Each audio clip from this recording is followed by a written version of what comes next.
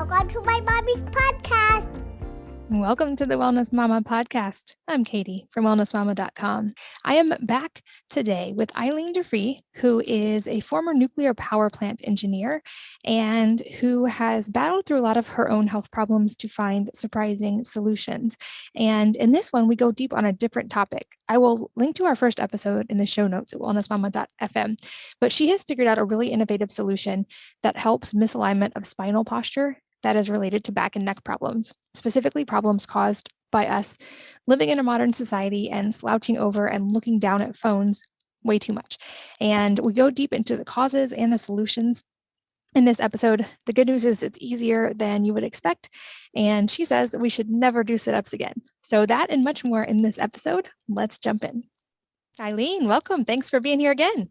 Oh, well, thank you for having me. I think this topic is especially important in today's world when things like back and neck pain are on the rise. I'm guessing in part because we're all staring at a phone instead of keeping our head where it's supposed to be, but we're going to delve into all of that today. So to start broad, walk us through, I know that you've done some deep dive research on this, but what are some of the causes of back and neck pain? Well, the main thing is gravity. People don't realize how much energy your body spends to hold you upright.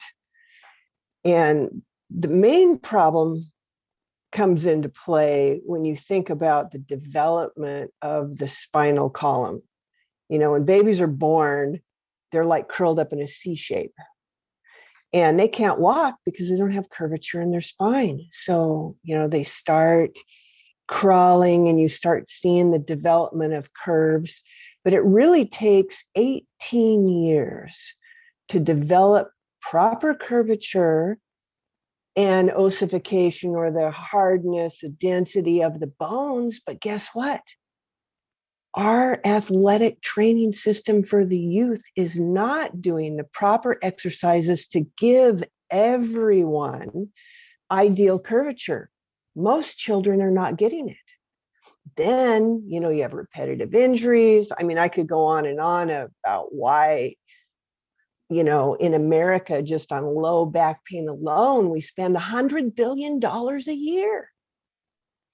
And a lot of those, you know, remedies, so to speak, surgery and this and that, don't always work. How many people have had back pain? How many people do you know have back pain or chronic back problems that they can't get rid of? It's epidemic. Yeah, absolutely. And certainly there's so much information on this, and I'm guessing there's going to be some very clear and easy things that people just haven't thought of. Like that, for instance, I interviewed someone once that was a lot about shoulder pain, and he said if people would just hang by their arms for 3 minutes a day, even if it was broken up in little chunks, but hang, that would eliminate so many of the causes of shoulder pain. Like part of this is that we're not moving how humans were meant to move. And so it sounds like that's kind of the same thing that's going on with our back and our neck, right? Yes, it is. And you know, we'll floss and we'll brush our teeth, the ones we want to keep. But what are we doing to maintain proper curvature or get it if you never had it? You know, we have these, you know, things that are simple, like you say, that we could do on a daily basis that would make a huge difference. And that's because of my whole history of what I went through from the time I was born to different things that happened to me, why this is so primary for me, because, you know, everybody's tired. Well, let's reduce the amount of energy your body has to spend just to exist in gravity. There are some great things that people can implement to make a difference in their lives. So let's start talking through some of those things. Like I said, I'm sure that there's probably like the two-part thing of one, we need to stop doing the things that are causing the problem. And probably we need to integrate some things that are going to help fix the problem. So walk us through some of those specifics. Okay, well, there's a lot of forward head posture going on, you know, even as early as children with heavy backpacks on their back and just focusing down at devices and everything else. When you have your head down, the force of gravity is enormous and your muscles tighten up. And so what do people do? They might go get a massage to get rid of a tight muscle, or they might take Advil or muscle relaxers, or, use CBD or whatever it is. But the key factor you're not looking at is it's the shape and gravity. Because if you have correct curvature, there'll be, like 20 times less the amount of gravitational force activating the trigger of the muscles. So just like brushing and flossing your teeth, we need to do the neck flexion exercise. That will strengthen two muscles that everyone forgets. We're body muscle overload. We're doing all of these exercises to strengthen our muscles, but we're not looking specifically at the muscles that induce proper curvature. There's the multifidus and the interspinalis muscles that we need to work. And we have to do two things simultaneously in order to activate those. So there's one particular exercise we developed, what we call the neck shaper, to put this face piece on your face like a mask, and it has a bar that you can add resistance with your hands.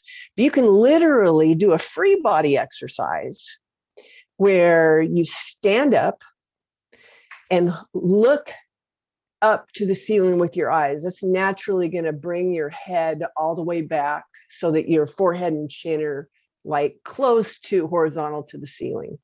So if you look up, so you're relaxing, and that's where the position of the exercise begins.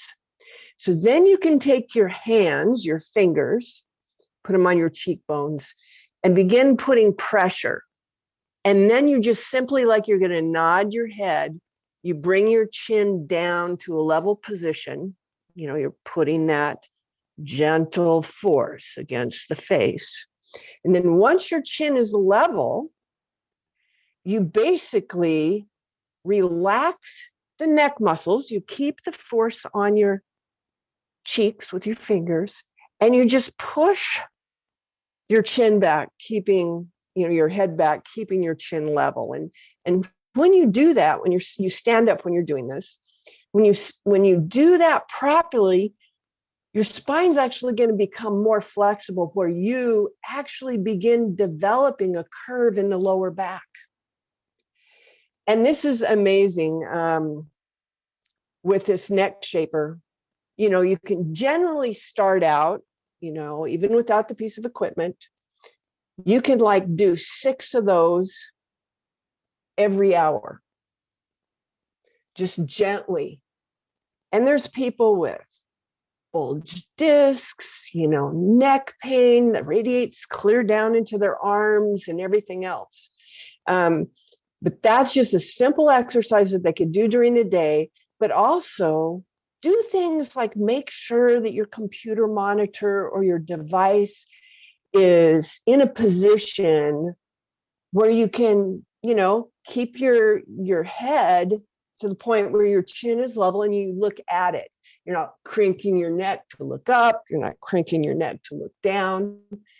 I mean, the reason why we have the neck shaper, where you could really, put some force and develop those neck muscles, is so that just like you eat food and food gets between your teeth, when you floss it, brush, then everything's back to normal. That's the same thing. Your body is meant to be flexible, to look down, look up. But when we're not doing the things to strengthen the multifidus and interspinalis muscles, then you gradually lose the curvature, and then muscles get tight, and then pain develops.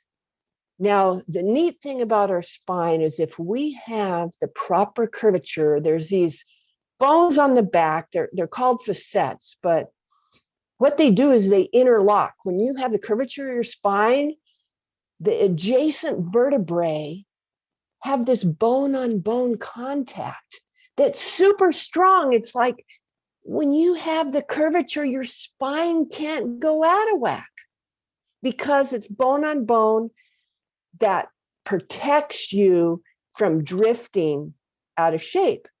But when you are reaching, head down or whatever, then those bones on the back don't make contact. And then the muscles that are keeping you from having a slip disc or a vertebrae that goes out of whack is that multifidus and that inner spinalis muscle.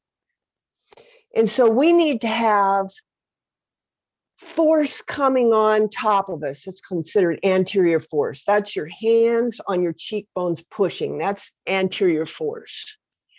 Then you have to have some posterior support. And, you know, we've got a whole line of spinal fitness equipment coming out that have a specialized groove in it, so you can arch your neck over it. And the little pointy bone on the back of your spine is called a spinous. So if we can let that spinous float, not touch anything, and then the sides of your vertebrae, those edges, those are called the transverse process. Then they catch these shapes. It's kind of like, you know, gee, a train follows a train track. It's like we want to do the same thing for the spine. So we want to have a particular shape underneath. Then we want to have force on top. And then we want to have muscular co-contraction. So this neck flexion that I described is just critical for anybody who's using any kind of electronic device. And then we have the neck shaper now. I mean, you could even lay down on a flat bench, use some exercise bands on the bar on the neck shaper. You know, you can wad up a towel underneath your neck and you could do the neck flexion exercise that way. There's just a lot of things that impact our body. But like if our neck is like forward, you know, between our hips, you know, our torso and our head, if it's a grand total of 4 inches forward, you know, normally when you stand up, the hamstrings have 0 muscle effort. But let's say from my waist to my head, I'm 4 inches forward over the center of my hips. The hamstring muscle will be firing and tight, resisting 983 pounds. That's mathematically calculated. So anybody can stand up right now listening to this podcast. Stand up where you think you're straight. Are your hamstrings tight? If they are, you do not have the mechanical advantage. Your body's spending energy holding you in gravity that it doesn't need to. And you're wearing off edges of your bones. You're scrunching discs and causing premature aging. There's all kinds of things to do with gravity. Gravity is not your friend unless you have the right shape. That's really astounding. So over 900 pounds of pressure just at misalignment. Yes. What about, because certainly like back pain seems to be on the rise and neck pain as well. And I see people like on Instagram using different types of back braces or these kind of like contraptions that pull their shoulders back. What do you think about those? Does that help counteract the neck misalignment at all? Well, it basically treats the symptom. Like you got a flat tire because there's a nail in it and you refuse to take the nail out, but you'll carry a compressed air can around to pump up your tire all the time to deal with the slow leak. That's what I think those things are for. You know, it's good to go get a massage, you know, get rid of the tight muscles, but it's like a bent crankshaft in a motor. You know, I mean, for proper tolerances for everything to work, there's certain alignment, you know, that needs to happen. And it's basically the curvature in the spine that gives you the mechanical advantage. So for proper correction, for healing faster from injuries, preventing injuries, what you need to do is acquire the shape that's most efficient in gravity. Because there's like 3 curves in the spine. You got your neck curve, you know, then your thoracic area curves back and then to a low back curve and then the sacral curve. So you have those 3 curves that you need to properly develop and maintain And, you got to do what you got to do. If you got to do some traction, if you, do some things that temporarily relieve the pain, but people are going to realize that those kinds of things are like having a ball and chain around your ankle. You're always having to do them because you always go back to the point, where you were at. And so it's really important to have the leverage points. Like if somebody's going to move a giant rock, it's really big and heavy, and they get this long bar, and they can put the bar down at the bottom underneath that rock. But then they put a piece of wood or a block or something underneath it so they can get some leverage to pull on that, and they'll be stronger. What we do is we put the body over like that block, a fulcrum, and then we put force on top, and then we induce the curvature by strengthening certain muscles that only can be strengthened if you have simultaneous posterior support, anterior support, and muscular co-contraction. Then it develops curvature where I can take an athlete here and test their hamstring tightness, test how far they can reach, and I can have them do one set of maybe 10 to 15 neck flexions, a sit up over this arch. It's got a different curvature than like an exercise ball. You don't get the right curvature just arching over an exercise ball. So we have a specialized cushion with a groove in it. Again, so when you arch over it, you're aligning your spine and you're doing these sit-ups. And then we have another cushion that you have this pelvic tilt where it's got a shape underneath, and you put the force on top. And I can do one set of each of those and get up to 6-inch reach improvement in an athlete where they could stand up and not have any tight hamstrings. They're like going, man, I don't even have to hold my shoulders back anymore. My shoulders are naturally, I feel taller, I feel lighter. And that's just one set of exercises. And so that's my solution. Even I almost have to laugh when I see that thing on Instagram where it has this little necklace that's like an alarm, so it can sense when you're hunching, so it vibrates and it goes off. And I'm going, so anybody with severe back pain, just telling them to stand up straight doesn't mean much. Like me, I was almost a miscarriage. My hips came out twisted. I had to wear like special shoes. Every time I walked, my one knee hit the other one. I was in chronic pain. I mean, summer of the 8th grade, I grew 9 inches in 3 months. And I never got that curvature. Then I was ran over in a parking lot by a car. I couldn't even breathe without severe pain, like somebody was stabbing me multiple times in the chest. So I have been through it with back pain, and I came to know a chiropractor. He's, passed on, but he did some fantastic work with the U.S. Olympic team and NFL teams. Just so happens a lot of the ones that win all the Super Bowls, because he taught them these exercises.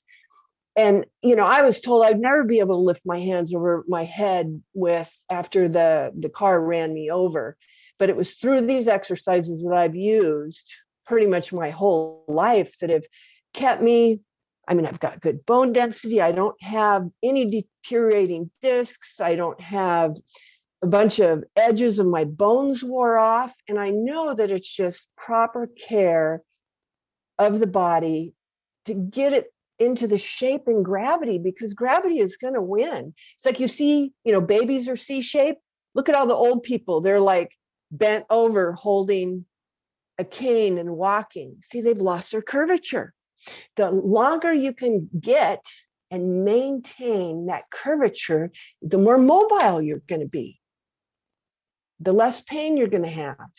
That makes complete sense. I've said so many times, I think we can learn so much from children, and certainly movement is one of those things. Like if you watch a baby that's just learned how to walk, once they get their stability, their squat is perfect and they use their whole body when they move. And if we tried to keep up with them, I'm pretty sure we'd be exhausted in about 12 minutes. But we can learn so much from them. And I've also heard you say that there's a few popular exercises that people do that actually can weaken the core structure and make some of these problems worse. And I feel like there's definitely some misadvice going on. So can you walk us through what you mean by that? Right. Well, a lot of, the athletes are doing a lot of exercises to strengthen their muscles, and they're not looking at, do they have correct neutral posture, or they have a flat lower back? There's just a lot of different things you got to evaluate on an athlete to know, whether they should be, doing those heavy squats, or whether they should be, quit doing, the leg curls with the knee joint, and different things like that. I've heard, like, even with Tom Brady now, he doesn't do weightlifting. Everything's about mobility and flexibility. So I think that's starting, to come around, but there's an evaluation that needs to be done on a person, and then to be able to add, or modify, the exercises. So it's really hard because it's, so individualized, for person, to person, as far as what they should do. But in general, for exercising the upper body, what's good for it, dips are good, pull-ups are good, pec deck things are good. But when you isolate leg and arm muscles, you got to make sure that it does something to where it's not putting stress on the posterior spine, like on the back of the spine. Like strict standing or seated bicep curls or squats can cause the posterior back muscles to work to stabilize that weight mass when it goes forward from the spinal column. So even though they're meant for leg or arm, you're really exercising those back muscles, which is a poor mechanical advantage. So, like, modify the curls, make sure that you're using one of those tilted benches to stop the force from reaching the back. Because, like, I know myself, like, I have an old injury in my right shoulder. So I have a tendency, I can't lift as much with that arm, and I'll effort more. And so it will pull on my low back more on the right side than on the left side. So that's all bad. So leg presses for muscles on the front of the leg, a lot of times, these athletes that have, somewhat good curvature could still do a lot of light with a lot of reps. But if they start doing real heavy and do these things, then it is going to put strain on their low back. And that's where a lot of, like, the football players and contact injuries are going to have problems. So those are just some things. So what we should avoid. So back extension, bent over flies, seated rows, that causes the posterior back muscles to use directly in the exercise, kind of like a force of effect. So we don't want to activate the posterior back muscles to be used as primary movers, in the exercise. So, you can do other exercises to strengthen those muscles without doing those. So we just want to reduce injuries to the back, but strengthen our muscles and strengthen our core.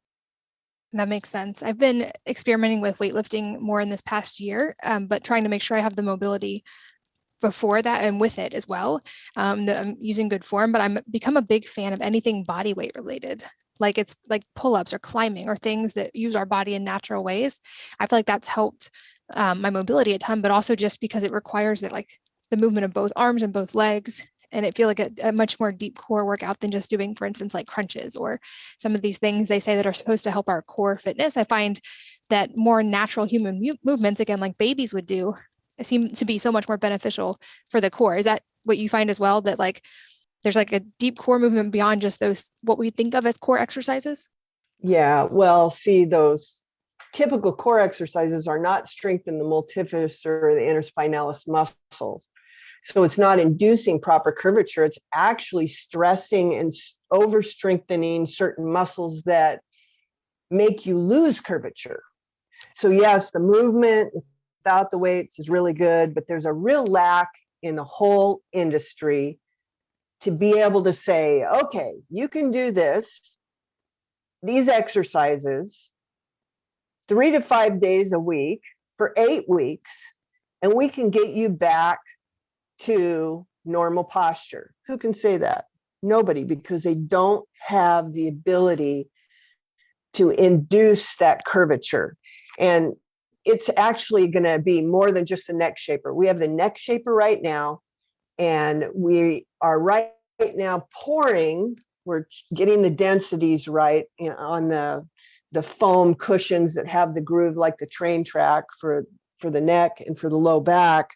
And we're going to have them in 5 different diameters and 3 different densities, because everybody's at a different spot. They're either really injured, super forward head posture, super flat back. We got all these things we got to deal with. So we got a different cushion where somebody can then do a twist and lay over these things for, so you get your discs where they go from a sponge to a liquid.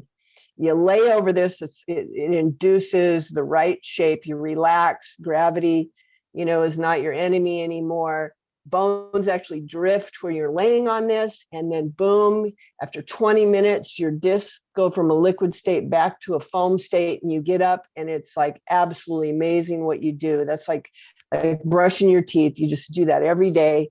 And then we're going to have the cushion. Now we got different height of people, plus we got different densities that's got the groove in it. It's the one that's used by the New England Patriots, the Dallas Cowboys, the New York Giants, and the Jets. They all have this.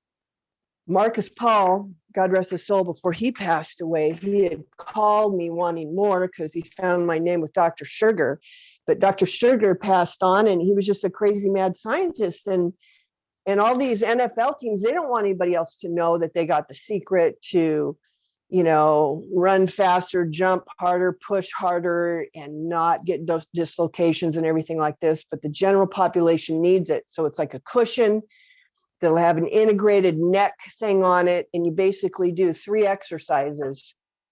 And it's transformational. I don't know. There was a guy who rented one of our family commercial buildings, and his kid fell off of a trampoline, and he'd gone to all the physical therapists and everything, but he was having these seizures every day. He was over here, and I had these ugly foam reject cushions that we've been playing around with densities and surfaces and all that. So I taught him how to do the back twist and to lay down on these cushions. And the dad got a hold of me a week later, and he says he's never had a seizure since. Now, this has been, almost a year now. And this kid takes these cushions with him everywhere in his backpack, and he does them faithfully every day.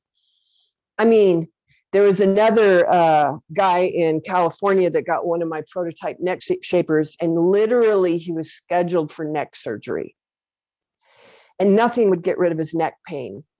3 days of doing the neck shaper, just 6 reps, like every hour. It's just like having this little device there, and you just do it. You don't put a lot of pressure on, hurt yourself or anything, but just these stretches.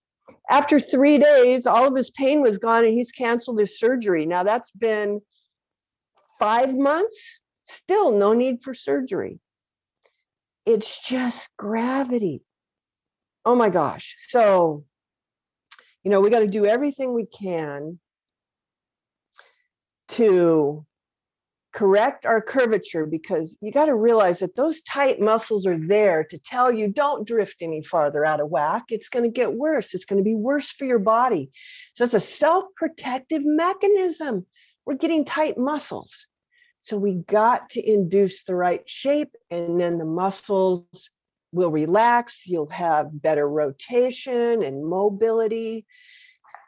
So yeah, it's just like, this is my passion to get this out to the world, because it's just not being taught. I mean, they shouldn't be, no one should ever do a regular sit-up, ever.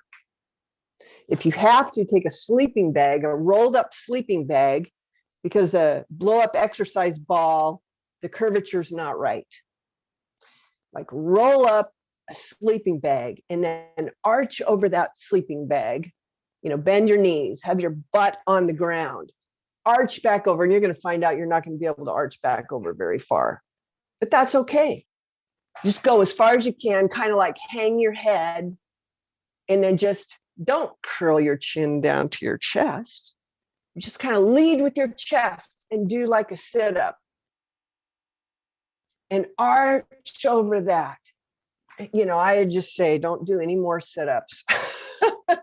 You got to arch over that. And then you could have like your friend put resistance on your chest by putting their hands on your pec muscles and just gentle resistance as you try to sit up. That's your anterior force. You got your shape. I mean, it doesn't have the groove like our equipment will have to really like stretch the vertebrae and align it as you're doing the exercise, but you're going to get the muscular co-contraction. You're going to get the force, and it's going to strengthen the multifidus and the interspinalis muscles and start developing that low back curve that you need. And as far as, I talked about doing the back twist and laying down over some cushions. That you can use specially folded bath towels. Basically, you take a bath towel and you fold it in half so it's not long anymore. Then you fold in each end so they don't touch each other, so there's about a 1-inch gap in the middle. Then you roll it up and you take rubber bands on either side, because depending on how fluffy your bath towel is, you can achieve different diameters of that roll. Okay, so you want to be able to adjust that.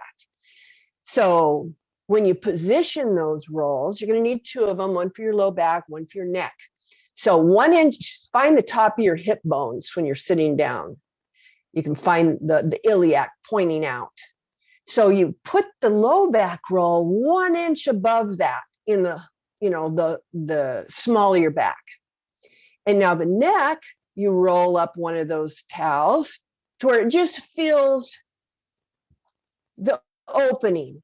So the back of your head just barely touches the ground. So it's, filling up that whole curvature. But before you lay down on those towels, you basically just sit on a regular chair. It's like when I used to play the cello, my teacher used to say, sit on your bones. It was like you'd arch forward with your hips to where you were sitting on your pelvic bones, and then you can just basically keep your chin level and put your arms out like a 90-degree, kind of like a chicken wing, Then you pretend like there's a rod going through your head all the way down through your pelvis. So you're keeping that column straight, okay? Then you rotate, you lead with your eyes and look back and you arch. I mean, you just rotate, where your elbow goes all the way back. So you just go back and forth, back and forth. You do that rotation, leading with your eyes, Then what that does is it pumps blood in the vessels near the discs. And it causes, with the rotation, more hydration to go into the discs, but more blood flow. And it changes the discs from that foam, dense foam, to more like a liquid. So then we want you immediately to lay down over those 2 towels I described. One for the low back, one for the neck. You lay down, with your legs straight, so you're just supine on the floor for 20 minutes. Then when you get up, don't do a sit-up, roll over to your side and push up with your hands. And it's like you would be amazed, if any listeners have any tight muscles, pain, just using the towels and doing that exercise will be transformational for you. And so that's why we're coming up with 3 densities, soft for the injured, medium for the beginner, and hard for the athlete. And then we have the 5 different diameters. So as your curvature begins to increase, then you can change the diameter to have that support, on your spine. And so it's just, it's like, having had back pain, it's like you can't really focus on much anything else. It's just so hard and it consumes so much energy. I have so much empathy for people that are really going through it. And that's a lot of people. It absolutely is. And certainly the solutions you're talking about, learning to move better and have better posture and work with gravity instead of against it, and then have these tools like the neck shaper, are a much easier and more natural and also less painful alternative than things like surgeries or steroids or so many of the things that are offered as the first line of treatment. And I know, not to say that there's never a place for those things, but certainly we're seeing all these problems rise, and it's certainly not from a steroid deficiency or a back surgery deficiency. So it's so much better to, like what you're doing, address that root cause and figure out how to get our bodies back in alignment. And like you mentioned, all of the benefits that go with that. And not to mention letting go of those hundreds of pounds of extra pressure that don't need to be on our spine. And just from learning how to stand and move and exist like a normal human again, and realizing we weren't meant to stare down at a screen all day long. I've read that, our heads are so heavy, even just that small tilt forward to look at a screen constantly is hugely changes everything, because everything stems from the neck. And you've talked about that and explained how basically that's a ripple effect all the way down, essentially our whole entire body. Yeah. And people don't realize that our brain, all the nerves that control everything in our body, goes through the spinal column. And then the dura has these little sheaths where the nerves, come out in between vertebrae to go feed and control, the nervous system. Because we've got the parasympathetic nervous system, we got the sympathetic nervous system, we got things going on all the time in our body. And, just having pinched nerves, somebody could be complaining of digestion, and it could be a loss of curvature in the mid back, pinching nerves in the back, and then we're just, yes, enzymes, and we're like combining foods, and we're doing all this kind of stuff to improve our digestion. But if our nerves are pinched that supply the organ the stimulation to function normally, you're not going to win.